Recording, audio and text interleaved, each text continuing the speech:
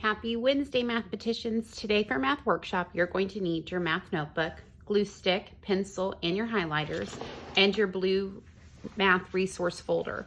Go ahead and open up your folder. You're going to need to get the next teach page that says interpret the remainder. And then in the right pocket, you're going to take off that paper clip. We are not using the top sheet today. That is for Thursday. You are going to take out the next two sheets, which is going to be used for our classwork. The front sheet says interpret the remainder, lesson 4.3. And the second sheet is going to be what would have been on the back of that worksheet. Close up the blue folder. Remember to keep that inside your anchor binder and put back in your basket so you can have it for later. We're going to go back to our math notebook and we're going to open up to yesterday's lesson.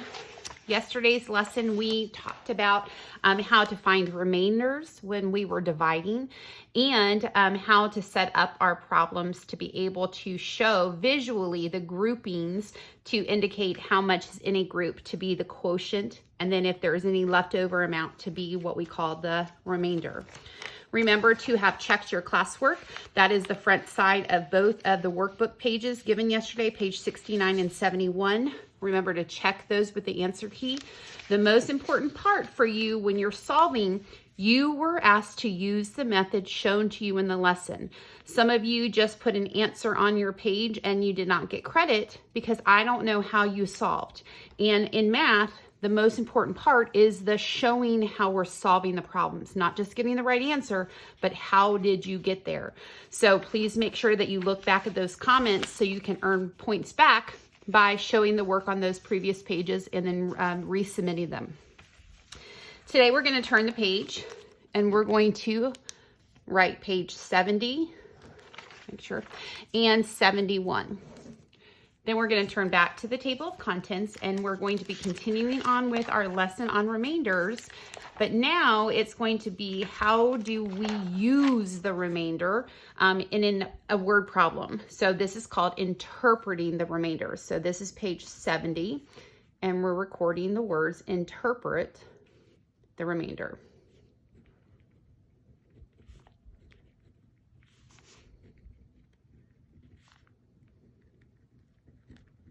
And today's date is 10-21-20. Then go ahead and turn the page back to where page 70 is located. And we're going to be gluing down our teach page today on the left side. So go ahead and turn it over. Use your glue stick. Make your frame. Crisscross. And then smooth it out.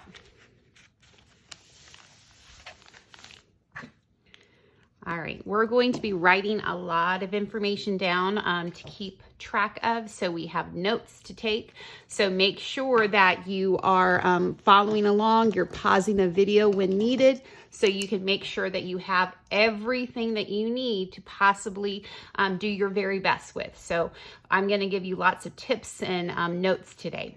So we're gonna start by looking at the title. So we said we're focusing today on how to interpret the remainder once we have solved a division problem. We are going to solve division problems with a remainder, and the way you interpret the remainder depends on the situation and the question. So that's very important to understand.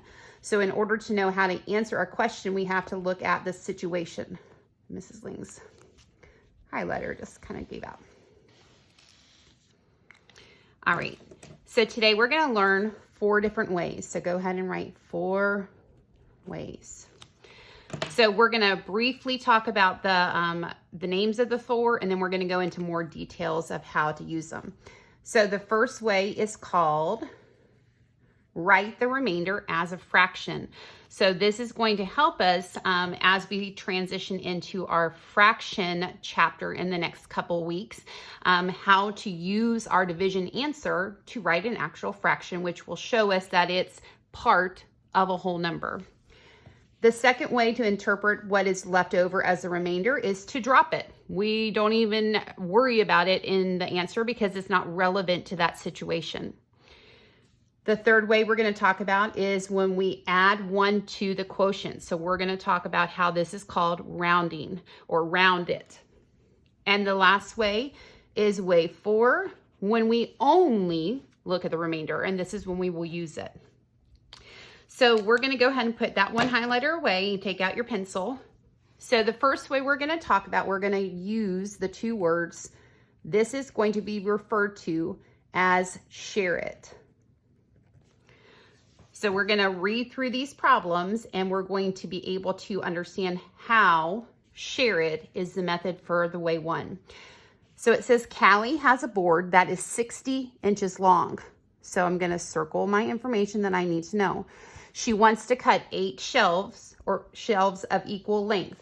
So cut lets me know that I'm making it into smaller groups, but those smaller groups are going to be in 8 groups. So then the keyword is equal length. So we're just trying to make sure that we identify everything that's important from the board and use the entire board.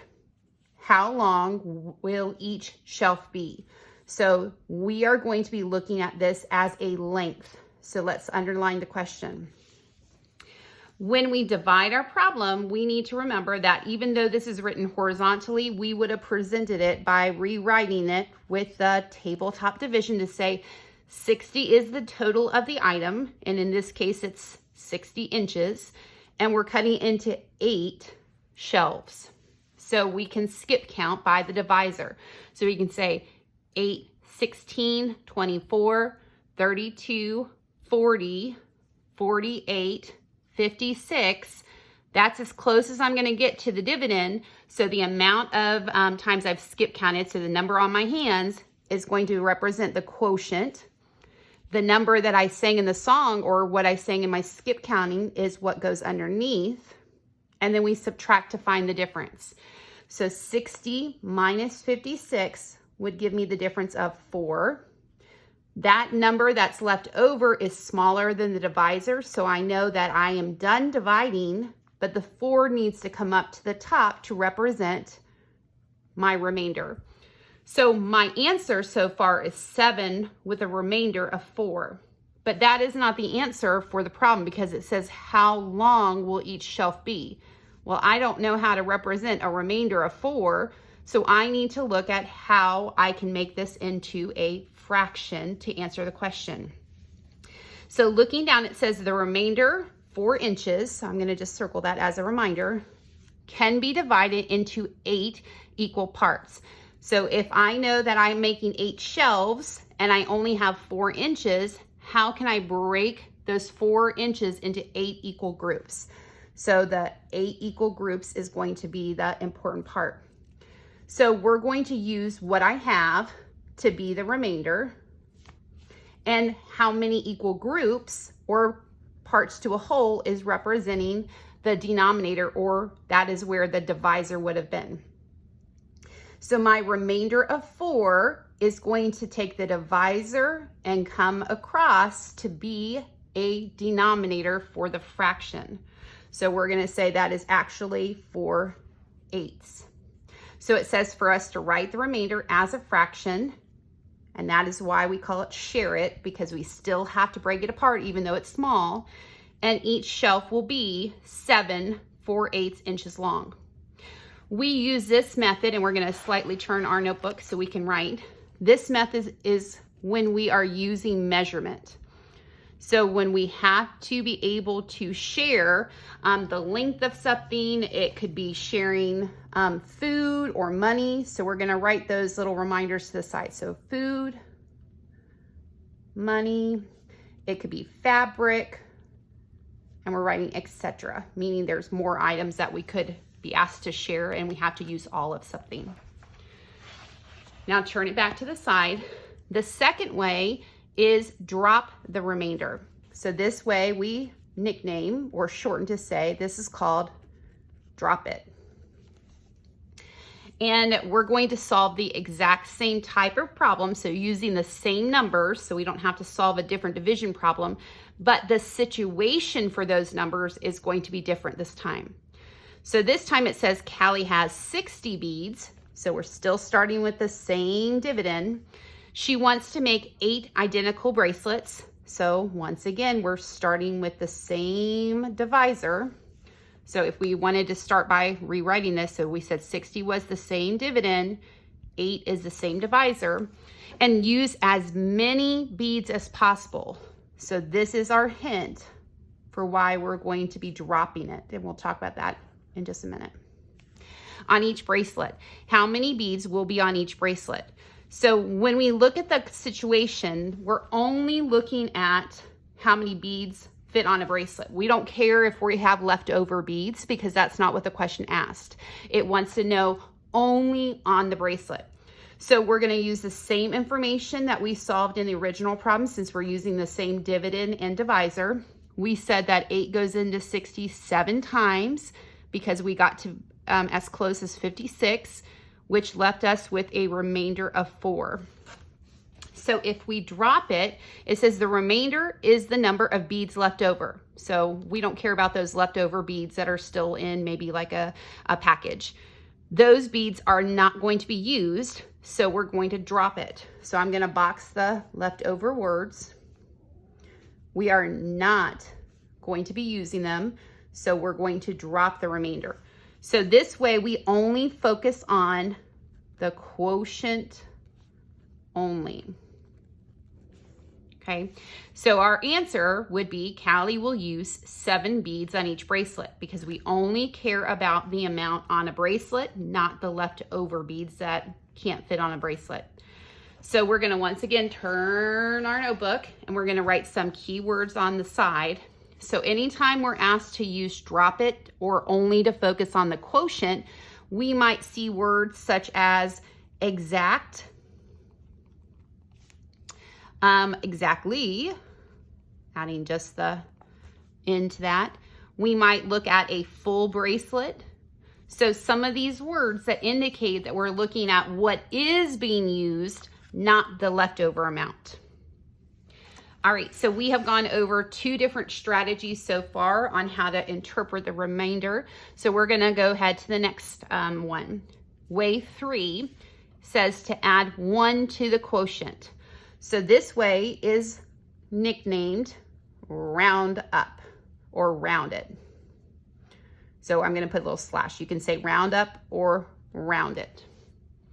So once again, just like our previous 2 problems, they're using the exact same dividend and the same divider or divisor. They're only changing the situation. So once again, Callie has 60 of something. This time it's beads. She wants to put 8 beads in each container. So we know that that is going to tell us that we're dividing. The question or situation is how many containers will she need? So remember for this one, we're using the same problem again. So we started with 60 beads. We have 8 beads in each of the containers. So the answer part is still the same. So we said it goes into it 7 times. We got as close to 56. The difference is 4. So we said the remainder is 4. Now this time it says the answer shows that Callie can fill 7 full containers, but will have 4 beads left over. So because she still has beads that don't fit in one of those 7 containers, we still need to know that those 4 beads need to be in an emptier container. So it's not going to be quite as full, but it still needs to have a container to hold them. So in that case, she's going to be needing to add 1 more container for those 4 leftover beads. So we add 1 to the quotient. So that is when we round up. So we say 4 or 7 with a remainder of 4. We are going to round up the quotient. And we're just fitting that in there. And now that is going to be an 8. So I'm going to highlight, if my highlighter is going to work, she will need 1 container for those remaining beads. So that is why we round up to say she actually needs 8 containers because she doesn't want to lose some of those beads that she's bought because then it's a waste of money. They're just not going to necessarily be a full container. So we're going to turn our notebook again and we're going to write some keywords out to the side. So when we use round up, The situations that we're looking for to use this method is when we talk about people, possibly going on a trip or needing to get somewhere. We can also look for situations of things you can't leave out. So things that you have purchased and you want to include. So another example of this method being used for roundup is with people. So if I were to say, in our class, we are going on a field trip. And in order to go on our field trip, we need to make sure that everyone can get to the field trip on a bus. Well, the small buses that we can take only hold 10 people on each bus. If our class has 25 people going on the field trip, how many buses will our class need in order to make it to the field trip? So if you think each bus has only space for 10 people, we would need to make sure that we included all of the people going. So we could skip count by tens because they represent a bus. So the first bus has 10, the second bus has 10 more, so that's 20 of the people.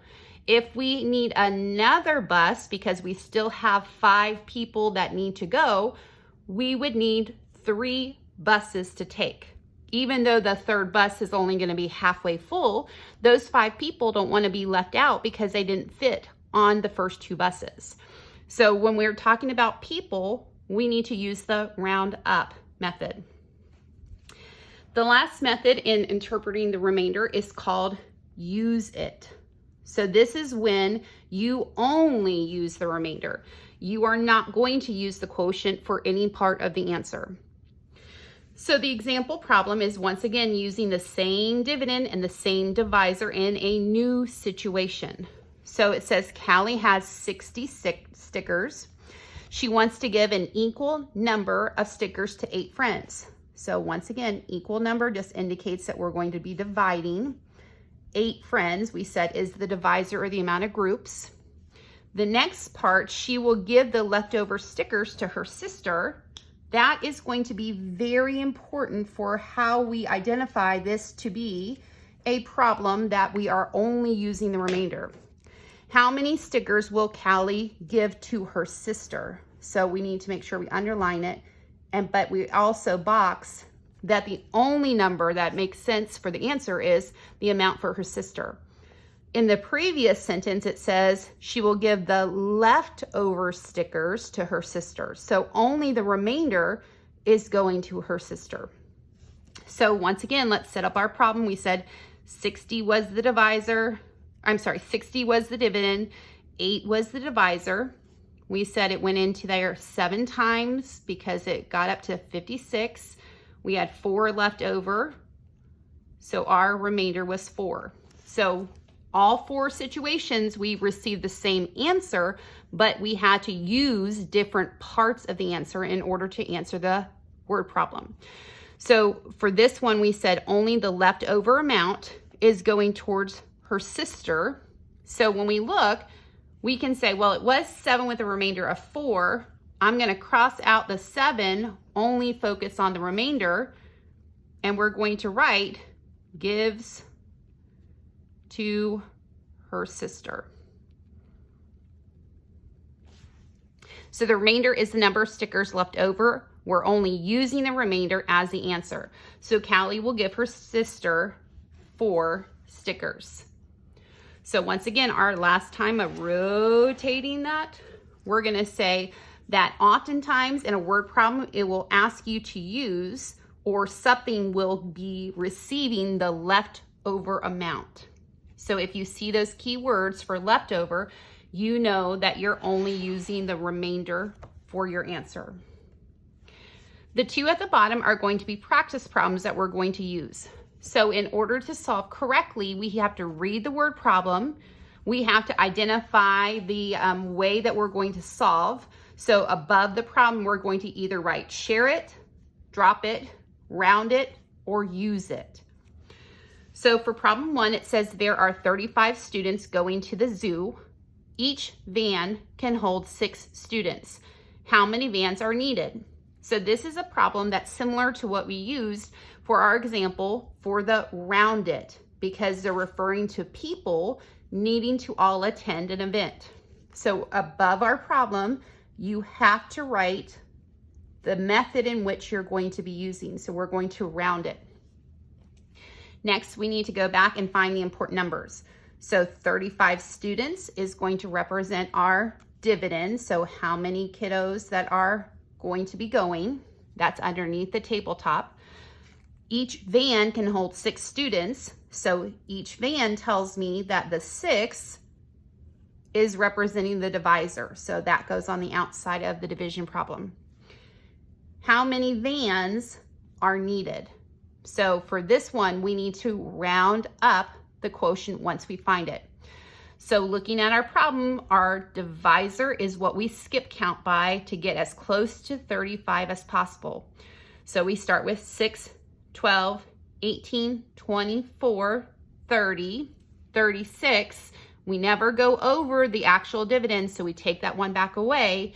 We were able to skip count 5 times, so 5 is the quotient. We were able to say that they got to the number 30, so that's the number written down, and we subtract to find the difference. 35 minus 30 leaves me with a leftover amount of 5. That leftover amount is smaller than the divisor, so I can't divide any more out. That 5 is then brought up to show the remainder.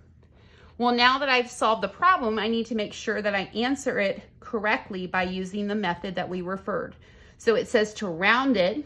If you go up to round it in your notes, it says that we're rounding by adding 1 to the quotient. So the quotient was 5. If I add 1 more, that goes up to 6, and we need to label it with the item. So how many vans? It's 6 vans are needed. Number 2, we're doing the same type of work. So it says Sue has 55 inches of ribbon. She wants to cut the ribbon into 6 equal pieces. How long will each piece be? So for this one, we have to be able to determine some of the key words. So we said round it, we use people or things you can't leave out. We have just looking at the leftover amount, or something being cut in exactly or full pieces, or our share it is for measurement. When I see the keywords inches of ribbon, that tells me this is a measurement unit. So I'm going to be using the share it interpretation. So write share it at the top. And as a reminder, when we share it, our remainder, if there is one, is going to be turned into a fraction. So when we look back at the problem, it said 55 inches of ribbon. So that is going to be the dividend, or the amount we start with. So I'm going to go ahead and write that out to the side as my dividend. She wants to cut the ribbon into 6 equal pieces. So the equal pieces tell me this is going to be my divisor. So that goes on the outside. And then it says, how long will each piece be? So we're going to underline the question. So once again, the divisor is what we skip count to see how close we can get to the dividend as possible. So 6, 12, 18, 24, 30, 36, 42, 48, 56, and then that is as close as we're going to get, because if we keep going, we're going to go up past the number. So we were able to skip count 9 times. So the number on my finger is the quotient that I record. I was able to say 6 times 9 was 54. So we are going to write 54. And then we're going to subtract. So when we subtract 55 minus 54, that is a difference of 1, which we then bring up to the top to say remainder of 1. But now when we go back to the interpretation, when we share it, that told me that that 1 has to be part of a fraction. So in order to remember how to create the fraction, that remainder is going to be my numerator. My denominator is the divisor. So when I rewrite it, the quotient still remains the whole number. We said the remainder is my numerator. The denominator is the divisor. So my mixed number or answer is 916, and then the measurement unit that we use, inches, stays the same. So we were able to use our division to find the actual answer, but then we had to look at the situation within the word problem to know how to actually answer by using one of the 4 methods that we reviewed today. On the right-hand side, this is where we're going to take our practice problems. You are going to be looking at both of these practice problems, and you can either staple them in or you can just fold them to be in this space today. But you are going to be using these problems and you're doing all the problems. So because I'm not giving you a whole nother page of practice before you start your independent, you're doing all the problems today on both papers. So make sure you write all numbers. And for all of the word problems, you are going to tell me which method you are using. So for the first one, it says, Hakeem has 100 tomato plants. He wants to plant them in rows of 8. How many full rows will he have? Because it says how many full rows, that keywords right there of full, we know that's a keyword. We would have written at the top that he is going to drop the remainder. We're only looking at the full rows, okay? So then you need to show me the work to the side like they've shown. So it would have been 100 divided by 8. You could have skip count to find that it was 12, because if we skip counted, we could say 8 times 12 is 96. The difference is 4, which would have brought up to the remainder. We're going to then drop it, so we dropped and found 12. So when you do your problems today, I expect to see your division problem to the side, the labeling of how you're interpreting the remainder, and then your answer that is in your number form, but also with your label. So you're doing all the problems on the front, and then on the back, you are only going to do numbers 2, 4, and 6. So all the numbers on the front, and we're gonna do evens on the second sheet, okay? So you have 3 pages to submit to me today. Your notebook page with all of your notes of how to interpret the remainder, your front sheet that's labeled page P73, that's all of the problems, so you only have 6. And then on page P74, you have 3 more problems, which are the even numbers to submit today.